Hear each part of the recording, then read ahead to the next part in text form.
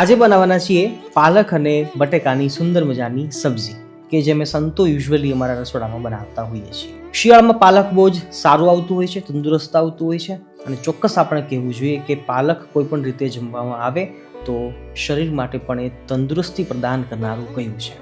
તો તમે પણ અવશ્ય આ રીતે ટ્રાય કરજો. તમે કેવી રીતે બનાવો છો એ કોમેન્ટમાં અવશ્ય જણાવશો. કલ્પવૃક્ષ પરિવારને ભાવથી જય સ્વામિનારાયણ, જય શ્રી કૃષ્ણ, જય સિયારામ, હર હર મહાદેવ, રાધે રાધે.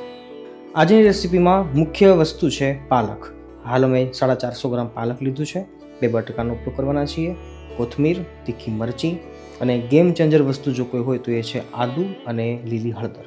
શિયાળામાં લીલી હળદર ઇઝીલી અવેલેબલ મળતી હોય છે બજારમાં, તો એ પણ અવશ્ય લઈ શકાય છે. એનો ટેસ્ટ બહુ સારો આવે છે.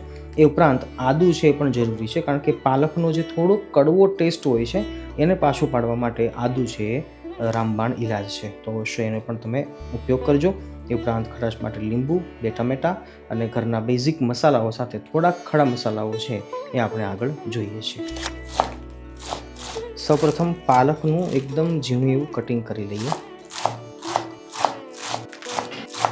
પાલકનું કટિંગ કર્યા બાદ 2 બટેકાનો ઉપયોગ આપણે કરીએ છીએ અને છાલ અમે કાઢતા નથી હોતા સંતો.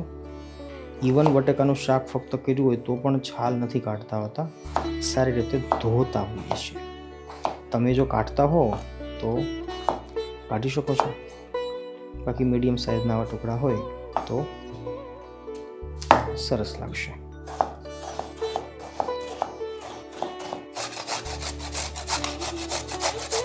લીલી હળદર છે ને એક ગેમ ચેન્જર છે, એટલે અવશ્ય તમે પણ ટ્રાય કરજો. શિયાળામાં લીલી હળદર હોય ત્યારે હું લગભગ દરેક વાનગીમાં લીલી હળદરનો ઉપયોગ કરતો હોઉં છું. તો પાલકના શાકની અંદર પણ લીલી હળદર અને આદુ એ બંને જરૂરી છે. It must.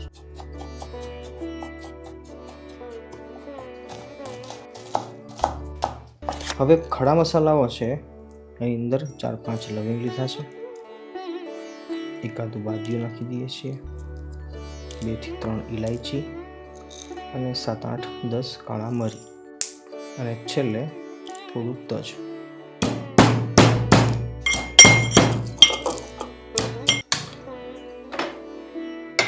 એક વ્યક્તિ દીઠ 1 ચમચી તેલ આપણે નાખી શકીએ છીએ.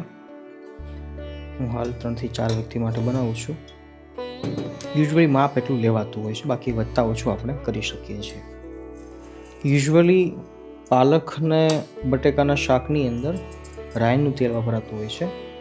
મારા જોડે હાલ થઈ રહ્યું છે, પણ આપણે ફક્ત રાઈનો વઘાર લઈશું એટલે રાઈનું તેલ થઈ જશે. રાઈ તૂટી જાય પછી મરચાં મેં મોટા રાખ્યા છે, તીખાવા લાગે વધારે લાગે તો કાઢી નાખવાનું. હવે આદુ, હળદર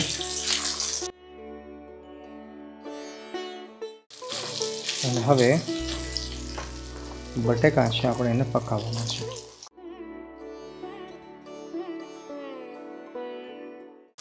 બટેકાને સારી રીતે સાંતળી લઈ અને હવે એને પકાવવાના છે પૂરી તરફથી. એટલે હવે થોડુંક પાણી નાખી દઈએ અને હવે એને થોડુંક નમક નાખીને ઢાંકી દઈએ. સ્વાદ અનુસાર બટેકા પૂરતું જ નમક આપણે નાખીએ છીએ હાલ.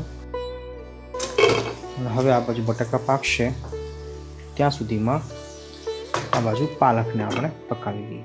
ફક્ત 2 ચમચી તેલ આપણે લઈએ છીએ અને હવે આની અંદર આપણે પાલકને પકાવી લઈએ.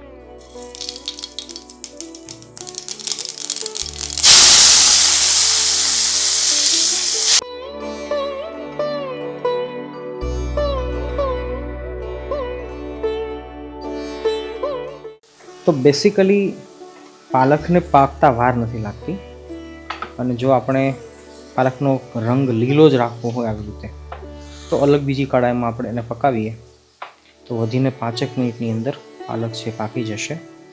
અને ખાસ કરીને કહીશ તો પાલકમાં પહેલાં મીઠું નાખવાનું નથી, લાસ્ટ સ્ટેજ ઉપર જ નમક આપણે નાખીશું. પણ એકદમ ધીમા તાપે પકાવી લઈએ. આ બાજુ આપણા બટેકા છે એ સરસ પાકી ગયા છે અને છેલ્લા સ્ટેજ ઉપર આપણે ટમેટા નાખી દઈએ અને એની સાથે સાથે આપણો હોમમેડ ગરમ મસાલો જે બનાવ્યો હમણાં જ ખાંડીને એ નાખી દઈએ. હવે સુગંધ સરસ આવશે. ટમેટાને પકાવેલી પછી ઓફ કરી દઈએ.